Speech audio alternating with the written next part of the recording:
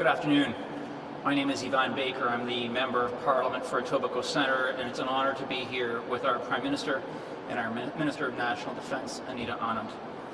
I'd also like to acknowledge the presence of Alexander Getty, the President of the Ukrainian Canadian Congress. We are gathered on the traditional territory of many nations, including the Mississaugas of the Credit, the Anishinaabe, the Chippewa, the Haudenosaunee, and the Wendat peoples. Just over 31 years ago, Ukraine declared its independence, and I was with my grandfather Ivan that day.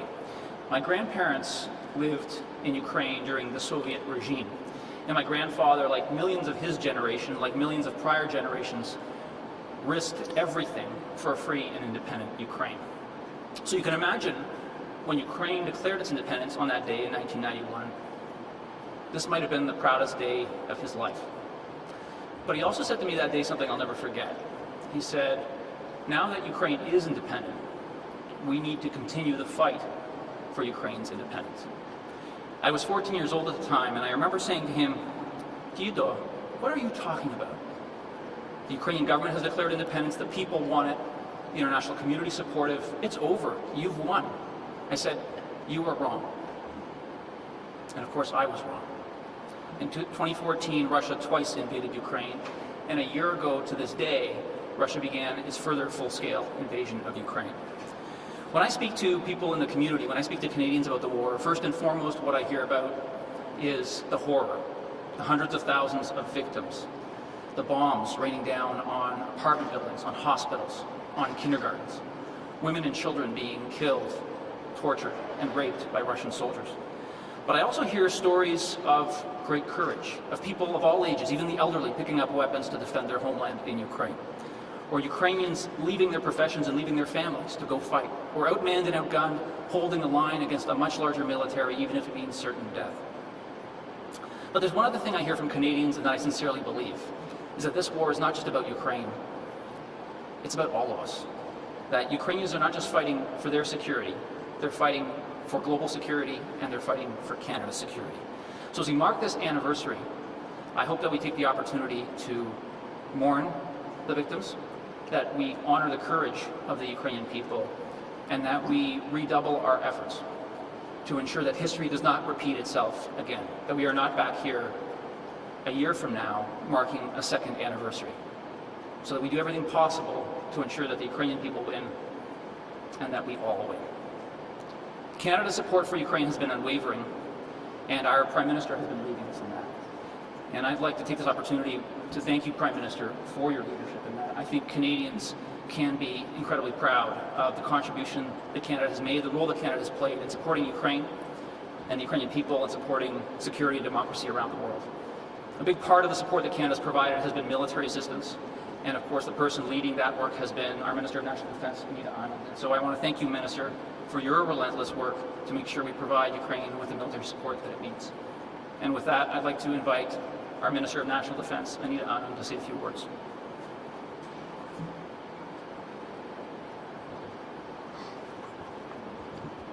Merci beaucoup, Ivan. Good afternoon. It has been 1 year since Vladimir Putin launched his full-scale and illegal invasion of Ukraine. Flattened towns, bullet-riddled hospitals, mass graves, thousands of children torn apart from their families forever. Tout cela au nom du fantasme impérialiste d'un dictateur brutal. When Putin ordered his tanks across the Ukrainian border, he thought the world would stand by. He thought Kyiv would fall. He thought Ukrainians would freeze in the dark. He thought NATO would fracture. He thought Ukraine would surrender. He was wrong. For every bomb, missile, and mercenary Vladimir Putin has dropped down, we have seen the Ukrainian spirit rise up. Ukraine's military has retaken thousands of square kilometers of territory, from Kharkiv to Kherson to Kyiv. Un an après le début de la guerre de Poutine, le monde voit que le cœur des Ukrainiens est fort, que leur détermination est résolue et que l'Ukraine ne sera pas vaincue. Canada has stood with Ukraine from the very beginning, and by that I mean since 2015, the Canadian Armed Forces have trained over 35,000 members of the Ukrainian Armed Forces. The Canadian Armed Forces have also transported more than 7 million pounds of aid on behalf of our allies. And we have also provided more than $1 billion of military aid, from tanks to armored vehicles, air defense capabilities, artillery, and more. I was in Kyiv last year, weeks before the full-scale further invasion. What I saw there was remarkable. Children, parents, teachers, doctors, nurses, all standing resolute. And then when I was back in Kyiv and Irpin last month, I witnessed again their unshakable courage.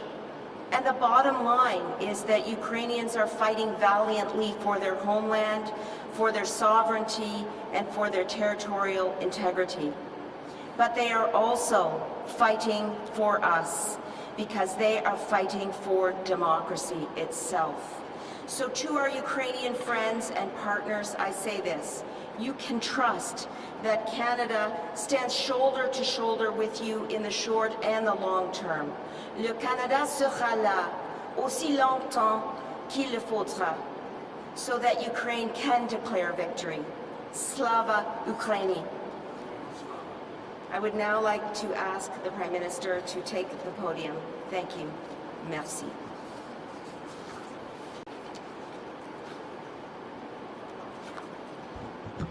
Bonjour tout le monde. Good afternoon. Merci Anita pour votre allocution et surtout pour tout le travail que vous faites pour soutenir l'Ukraine. Je suis très heureux aujourd'hui d'être en compagnie d'Ivan Baker, qui est un grand défenseur de l'Ukraine et une voix forte pour les valeurs canadiennes dans notre Parlement. Merci Ivan pour tout ce que tu fais. I'm honored as well to be here with the Canadian Armed Forces service members at the Fort York Armory. The motto of one of the units here is mindful of our ancient valor. Today, we are also mindful of Ukraine's enduring valor. But before I begin, I do want to address the humanitarian crisis in Turkey and Syria. Powerful quakes have killed tens of thousands, destroyed hundreds of thousands of homes, and displaced millions of people. Canadians have been heartbroken by the images they've seen, and they want to help. So today, we announced that Canada will match $10 million in donations raised by the Humanitarian Coalition and its members. This is in addition to our commitment to match donations to the Canadian Red Cross Earthquake in Turkey and Syria appeal. Nous annonçons aussi que nous allons verser 20 millions de dollars de plus en aide humanitaire directe en réponse à l'appel des Nations Unies pour la Turquie et la Syrie. En tout, le Canada s'est engagé à verser 50 millions de dollars à la suite du tremblement de terre pour aider à offrir une aide vitale aux gens touchés sous la forme d'eau, de couverture et de services de santé. Le Canada restera solidaire avec ces gens qui souffrent tant. That earthquake was a reminder that there are tragedies that cannot be prevented. Natural disasters that take lives and cause inescapable devastation. But there are also entirely senseless but avoidable tragedies born of evil, like what the world has witnessed in Ukraine. Millions of Ukrainians have been forced to flee their homes, and their fellow citizens are dying every day. Not because of an act of God, but because of the cowardly acts of one man, Vladimir Putin, and his enablers. A year ago, Putin invaded a sovereign, democratic country. He was driven by greed, by cruelty. He was under the illusion that he could overtake Ukraine in a matter of days. Well, 365 days later, Ukraine is still standing strong. 365 days and counting. Il y a un an maintenant, le Kremlin a commencé à lancer des attaques brutales qui ont tué des civils et pris pour cible des maisons, des hôpitaux. Les intimidateurs, comme le président Poutine, ne comprendront jamais que la peur est une arme impuissante contre ceux qui se battent pour leur liberté. À répétition, la défense ukrainienne a résisté à l'agression russe. We know that this fight is not over. Today, Canada is announcing new military support for our friends in Ukraine. We will deliver 4 additional Leopard 2 tanks to the armed forces of Ukraine and an armored recovery vehicle. This is in addition to the 4 Leopard tanks already in the region, which CAF members are right now training Ukrainian tank members to use. We're also delivering 5,000 rounds of ammunition, which will help the armed forces of Ukraine continue to defend their freedom and fight for Ukraine's territorial integrity. Another critical part of our support is to impose further costs on Russia for its illegal and unjustifiable actions. We are announcing new sanctions on 129 individuals and 63 entities, including Russian deputy prime ministers, ministers, other members of the Office of the President of Russia, members of the Russian military, and those involved in the production of artillery and weapons used in Ukraine. We're also banning certain chemicals used in the manufacture of electronics from being exported to Russia. Et nous luttons contre les pratiques commerciales trompeuses que la Russie et le Bélarus emploient pour fausser les prix et s'attaquer aux producteurs canadiens. Depuis le début, ces 2 pays mentent au sujet de l'invasion et ils mentent au sujet de la valeur de leurs marchandises. En réponse à cela, nous donnons à l'Agence des services frontaliers du Canada de nouveaux outils pour protéger l'intégrité de nos marchés et surtout protéger les producteurs canadiens contre ces interventions malhonnêtes. Le Canada a mené la charge à l'échelle mondiale pour instaurer le régime de sanctions le plus sévère qui n'a jamais été imposé à une grande économie et pour réduire la capacité du président Poutine à financer cette guerre illégale. I want to be clear, however, that our quarrel is not with the people of Russia or of Belarus. Many brave people in these countries are standing up to their dictators. And we see it here at home, too, with Russian Canadians supporting Ukraine and calling for an end to this unjust invasion. Vladimir Putin made a grave miscalculation when he launched his war of aggression. He underestimated Ukrainians, and he underestimated the solidarity of their friends around the world. He wanted to threaten and weaken NATO and democracies around the world, but today we are stronger and more unified than ever. Aux Nations Unies, une majorité écrasante de pays ont maintes fois voté pour condamner la guerre et réclamer qu'elle prenne fin. Encore une fois, ils l'ont fait encore une fois hier. Et la Cour pénale internationale poursuit son enquête sur les crimes de guerre commis par la Russie en Ukraine. Together with our friends and allies, we are holding Putin and his henchmen to account. And we are delivering critical and significant support to Ukraine. Momentum is on Ukraine's side. They've launched astonishing counteroffensives, reclaimed territory, and forced Russian troop withdrawals. To date, Canada has provided more than $5 billion in support to Ukraine and its people. And we're the only country to issue Ukraine sovereignty bonds, which Canadians purchased to support the government of Ukraine directly. The impacts of these are being felt on the ground by soldiers and by citizens. We've provided military training for more than 35,000 members of Ukraine's security forces through Operation Unifier. We've delivered M777 howitzers that have helped Ukraine secure victories in key battles. We've committed over 200 Canadian-made armored vehicles that are helping soldiers defend the border in northern Ukraine. Nous avons acheté un système national de missiles surface-air perfectionné pour renforcer la défense ukrainienne contre les raids aériens russes. Nous avons fait don de 8 chars d'assaut en collaboration avec nos alliés pour aider l'Ukraine à gagner sur le champ de bataille. Nous avons imposé des sanctions à plus de 2400 personnes et entités, et notamment pris les devants pour imposer des sanctions à la Banque centrale russe.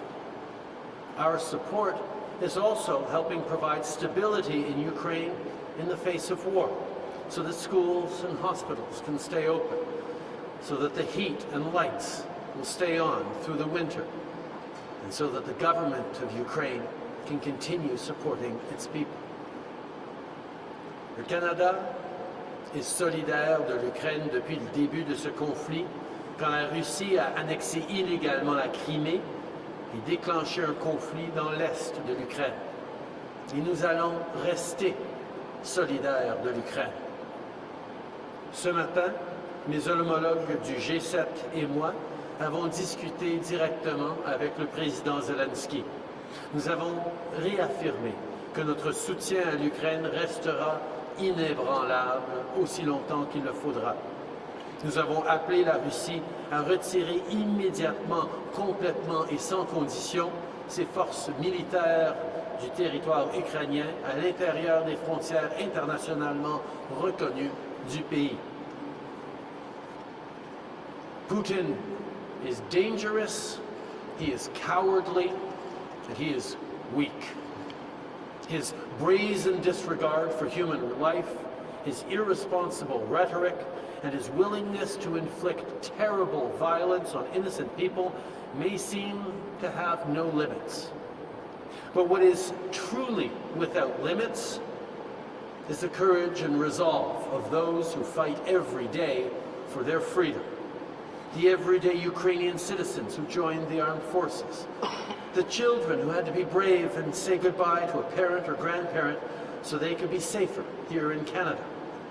The soldiers, nurses, doctors, mayors, postal workers, and so many more who've stayed in Ukraine and continue to serve the place that they call home and preserve the Ukraine that they are fighting for. The journalists on the front lines who tell the stories of this war so that Russian-abetted disinformation and misinformation is called to account. And of course, the people here at home and around the world who donate what they can and fly the blue and yellow flag in solidarity. This solidarity is on full display in every corner of Canada. Canadians are standing with Ukrainians, while Ukrainians are standing up for more than their own freedom. They're standing up for all of us. Slava Ukraini. Heroyam Slava. Minister, merci Premier ministre et la ministre Anand et aussi Mr. Baker. We have 20 minutes for questions from media. Nous avons 20 minutes pour les questions de médias, and we will begin with Laura Stone from the Globe and Mail. Hi, Prime Minister. Thank you for taking our questions. I wanted to ask on another topic regarding China. You said yesterday there were many inaccuracies in the leaks from CHCH. Can you explain exactly what is inaccurate in these leaked CHCH reports? First of all, I think Canadians understand how important it is that we continue to do all the necessary work with our national security institutions to keep Canadians safe, to keep our institutions safe. And Canadians can be and should be confident that our institutions, particularly our electoral and democratic processes, have not been compromised, were not compromised in the 2019 or 2021 elections.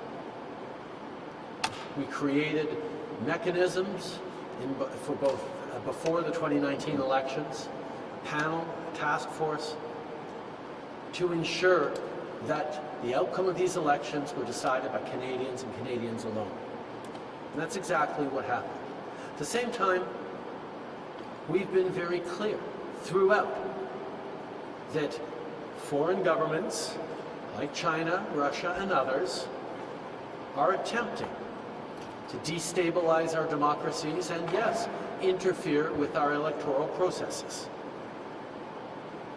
We need to remain vigilant. We need to be continuing to support our national security agencies and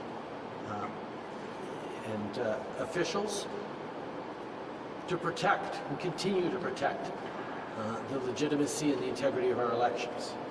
That's also why we continue to support and encourage the work happening at various committees, the various investigations and follow-ups, and the level to which this is being taken seriously by all Canadians, because it is a very serious subject. I will highlight, for example, around inaccuracies, that when the National Security and Intelligence Advisor appeared at committee a number of weeks or months ago, she highlighted inaccuracies that were contained in some of these media leaks. But we will continue to respect the importance of national security laws and rules. Follow-up? Ce qui est le plus important dans tout ça, c'est de comprendre que les Canadiens sachent et puissent être confiants que l'intégrité de nos élections en 2019, en 2021, n'ont pas été compromises. Que oui, malgré le fait, et on en parle depuis longtemps, que la Chine, la Russie et d'autres pays essayent d'interférer dans nos démocraties, essayent de déstabiliser notre société, essayent de compromettre nos processus électoraux, ils n'ont pas réussi. Et on a des experts en sécurité nationale, on a des hauts fonctionnaires qui ont été mis en position d'évaluer l'impact de cette interférence, des mesures que nous avons prises en tant que gouvernement depuis 2019 parce qu'on prenait cet enjeu extrêmement au sérieux. Les Canadiens peuvent avoir confiance dans l'intégrité de nos élections. Mais comme on dit depuis 2019 et bien avant, et comme on continue de répéter, oui, la Chine et d'autres pays essayent d'interférer dans nos démocraties. C'est pour ça que nous allons continuer de travailler avec nos agences de sécurité et de renseignement. Nous allons encourager le travail qui se fait en comité parlementaire et par différents experts pour continuer de se doter d'encore plus d'outils pour assurer la protection de nos démocraties. Par rapport à des erreurs, mais on a vu quand la conseillère en sécurité et intelligence nationale apparu en comité parlementaire, elle a souligné des éléments non factuels dans les documents qui ont été partagés avec les médias il y a plusieurs mois. Thank you. I think we're talking about more recent reports, though. So will you declassify the reports so that the public can see them for themselves? And will you establish a public inquiry into Chinese interference in the past two elections as called for by the former electoral officer, Jean-Pierre Kingsley? I think it is a very good thing that Canadians are understanding how serious it is that China and other countries are continuing to try to destabilize and influence our democracies and our institutions. That's why we have continually given new resources and new tools, including a panel and a task force that we set up way back in 2019 to ensure that our election integrity held, that our national security experts are able to do the work that Canadians expect them to do. We welcome the work that committees are doing. We'll continue to work to give all the tools necessary to our national security agencies so that Canadians can continue to be confident that we are taking this as seriously as it must be. And I say again, we are taking this extremely seriously and always have. Thank you. Next question. Afternoon, Prime Minister. Candy Shen with CTV National News. I'd like to ask you about the Canada-Ukraine authorization for emergency travel program, which has provided Ukrainian with visas as the most crucial necessities while they are seeking shelter and health care. So that federal program is scheduled to end next month. Will that be replaced or extended? Canadians continue to demonstrate every day their solidarity with Ukraine and with Ukrainians. What I saw this morning sitting down with young people who'd come from Ukraine over the past year and years, whether I see the generosity that's happening, whether it's here or Winnipeg or anywhere across the country, of Canadians giving to support people who are fleeing this violence and fearing for their loved ones' lives. The generosity of Canadians, the desire of people across this country to continue to help knows no bounds. A year in, we're all of somewhat mixed feelings. Knowing that Putin was expecting this war to be over in a matter of days or weeks, knowing that he was unable to, despite overwhelming military numbers and advantages and resources, should be a point of deep gratitude and respect to Ukrainians who've stood up to defend the values that underpin all of our democracies, but also is every day an ongoing tragedy for the people of Ukraine who are suffering bombings and hardships and difficulties because of Putin's illegal invasion. So Canada, at its simplest, most simple expression, will continue to stand with Ukraine with whatever it takes for as long as it takes. And in regards to the special travel authorizations, we are looking at right now how the best way for us to continue to support Ukraine and the Ukrainian people, and we will be talking about that in the coming weeks to make sure that everyone knows that Canada will continue to do what is best positioned to continue to help the people of Ukraine. Just a quick follow-up.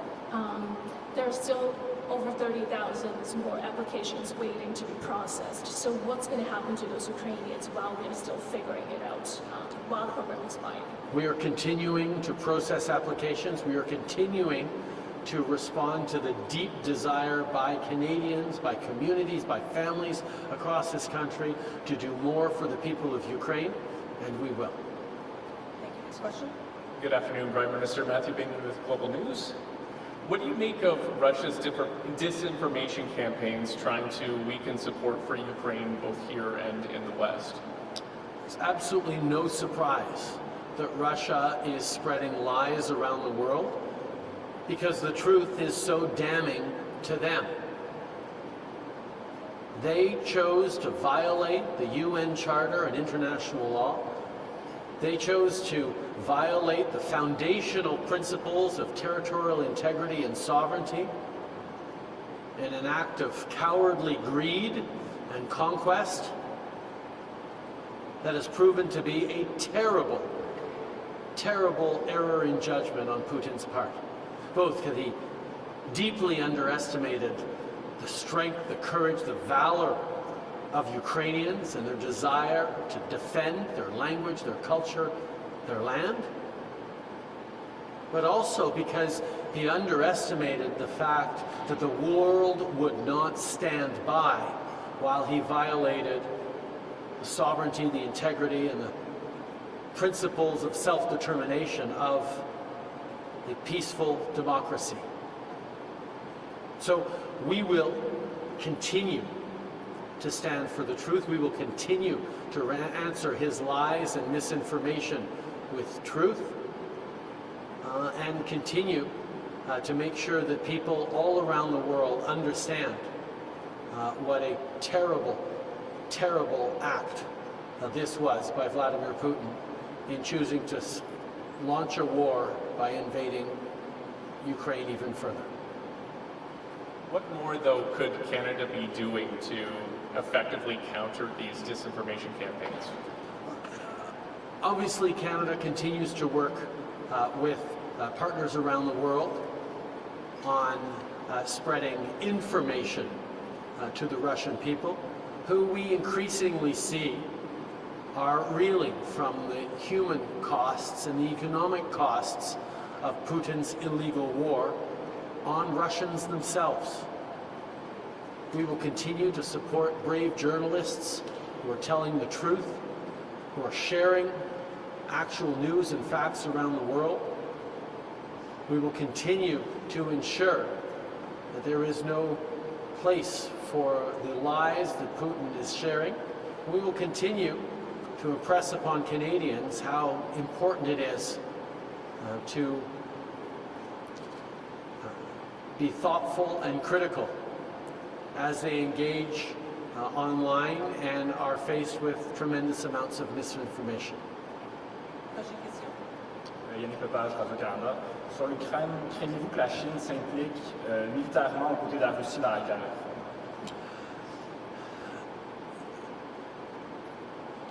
C'est certain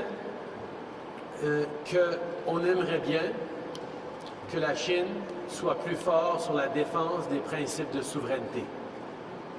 C'est toujours un principe que la Chine a souligné d'importance à l'échiquier mondial dans les discussions diplomatiques à l'international, l'importance de respecter la souveraineté de chaque pays. Or, quand il est question de respect et de défense de la souveraineté de l'Ukraine, la Chine manque de conviction et de fermeté dans tout ce qu'ils ont à dire là-dessus. Mais en tant que G7, en tant que partenaire à travers le monde, nous avons été très, très clairs que d'aider ou d'endosser la Russie dans cette attaque illégale et irresponsable contre l'Ukraine serait une très mauvaise idée. Et nous allons continuer de souligner ça avec nos partenaires chinois. Au sujet de l'ingérence chinoise, est-ce que vous croyez que c'est suffisamment préoccupant pour nécessiter une enquête publique? Je pense que c'est une bonne chose que les Canadiens sont très conscients de ce qu'on dit depuis plusieurs années, que la Chine essaie de s'ingérer dans nos processus démocratiques au Canada. C'est pour ça d'ailleurs qu'il y a bien des années, en début 2019, on a créé un panel de hauts fonctionnaires pour gérer, pour suivre et intervenir si nécessaire dans nos processus électoraux pour contrer de l'ingérence. Mais aussi, on a donné plus d'outils à nos agences de sécurité et de renseignement pour s'assurer de l'intégrité de nos élections. Et j'accueille avec grande ouverture le travail que font différents comités de parlementaires pour faire des suivis sur cet enjeu. Et nous allons continuer d'en discuter et de répondre concrètement avec des outils sur ce qu'on sait, ce qui s'est passé en 2019-2021 et qu'on va devoir continuer à lutter contre dans les années à venir aussi. Hi, Megan McLeister, CBC News. Prime Minister, what do you make of the 3 Conservative MPs, including a member of Shadow Cabinet, who met with a member of the far-right German AFD party? I think the Conservative Party of Canada owes some explanations to Canadians. We've seen consistently a pattern from Conservative politicians, whether it's attaching a misogynistic YouTube tag to reach out to anti-women groups online through YouTube videos.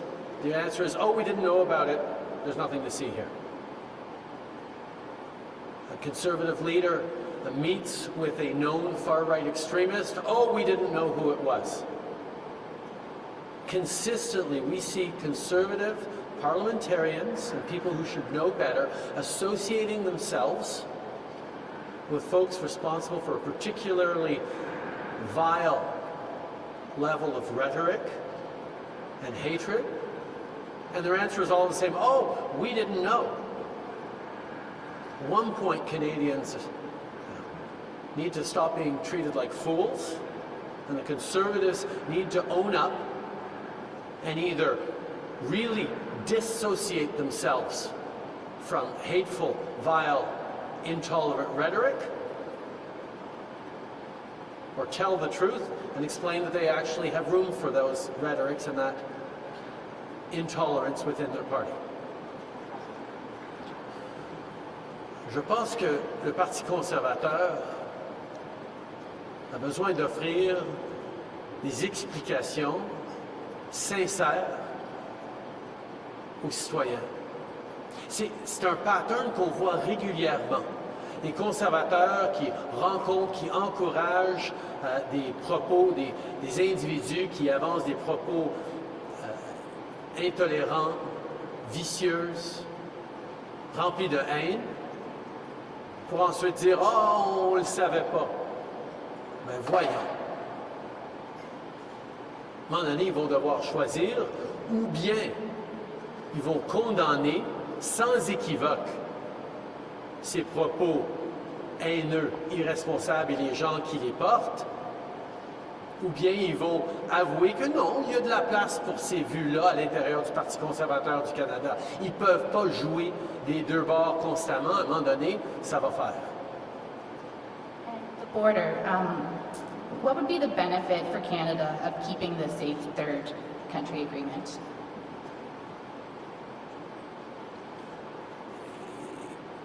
Canada is a signatory to international conventions, and as our values as an open and welcoming country that understands the need to support refugees in the world, to examine the claims of anyone who arrives in this country claiming refugee status.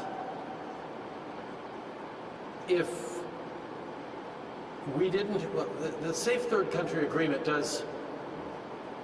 simply says that if someone arrives in Canada after having passed through a country that is considered by the United Nations to be a safe country, a country of asylum, well, the rule is, the principle is, people should have claimed asylum in that first safe country they got to.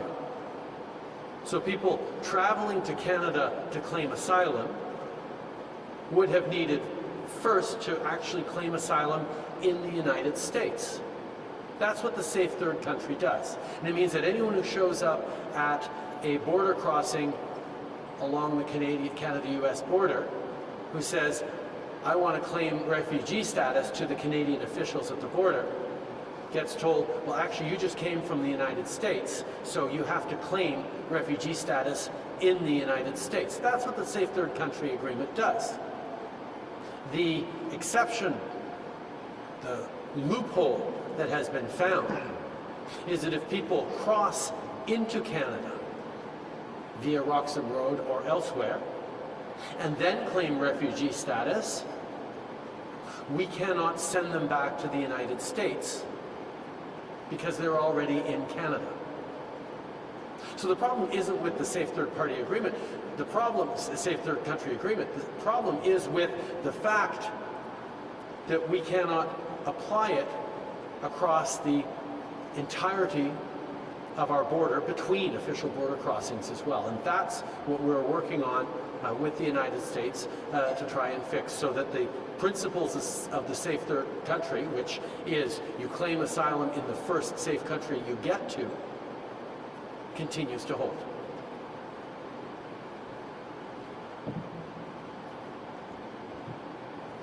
Mr. Prime Minister, the UK is starting to train Ukrainian Air Force on how to fly high-level aircraft. Poland could start soon. Given that there is a NATO flight training center in Canada, is Canada willing to bring Ukrainian pilots to train them how to fly jets and other high-level aircraft? Canada is always looking for ways as to how we can best help in Ukraine. And we do that in many, many different ways. But since 2015, we have been on the ground in Ukraine, training up close to 35,000 members of the Ukrainian Defense Force, which has been extraordinarily impactful during these past 12 months of this war, this illegal war. We will always look on how to support and train where it makes sense for us to do. We're right now training up Ukrainian tank crews on operating Leopard 2s that we are sending. So we're always open to doing more, but we will work with our allies, and we will especially work with the Ukrainians to be there to help with how we can best help. My next question is on a different topic. There are widespread calls for a new national security policy, which has not been updated in almost 2 decades. My question is, will Canada devise a new policy? There is no one national security policy in Canada. There are multiple areas of responsibility, multiple layers, multiple processes whereby we defend our national security on many, many different fronts. And I can assure you that we are constantly investing in, upgrading, improving the tools that we have as Canadians and as institutions to continue to keep Canadians safe. Protecting Canadians' safety and security is always going to be job one of any government, and we always engage in doing whatever we need to keep Canadians safe. Mr. Ben Mussett from the Toronto Star. Regarding the report from the breach, what's your response to charges that one of your ministers undermined the independence of the PMPRB by asking them to stop consultations? So you're talking about the breach? The breach media outlet in BC, they reported yesterday, I think it was, that Duclos asked the PMPRB to stop consultations after being lobbied by the pharmaceutical industry. What's your response to that? First of all, we know how important it is to both continue to support research into pharmaceuticals, into life-saving drugs that will help not just in Canada but around the world, and at the same time ensure that Canadians are paying the lowest possible prices for life-saving medicines. These are two principles that we work very, very hard on, and we continue to see prices go down and investments in the pharmaceutical industry in Canada go up. There's always more work to do. We will always make sure that we're doing that the right way. Last question, dernière question. But do you think that was improper of him to intervene like that? And how do you think this might impact your deal with the NDP? And how might you convince them that you're still interested in expanding pharmacare? We remain committed to ensuring that we're lowering drug prices for Canadians. In this country, nobody should have to choose between buying groceries or getting needed medication. And the fact that that is continuing to happen is something we continue to fight against, continue to work against. We have brought down drug prices significantly by the creation of a national drug agency, by moving forward on high-cost drugs for rare diseases approach that is supporting provinces on those elements, and we're continuing to move forward on that, and we're happy to work with the NDP on that. If I might, there's another issue that I just wanted to make mention of that is bothering me. It really surprises me that Google has decided that they'd rather prevent Canadians from accessing news than actually paying journalists for the work they do. I think that's a terrible mistake, and I know Canadians expect journalists to be well paid for the work they do. Je pense que c'est extrêmement surprenant que Google préfère empêcher les Canadiens d'accéder aux nouvelles plutôt que de vouloir payer justement les journalistes pour le travail qu'ils font en tant que professionnels. C'est vraiment désolant. Merci beaucoup tout le monde.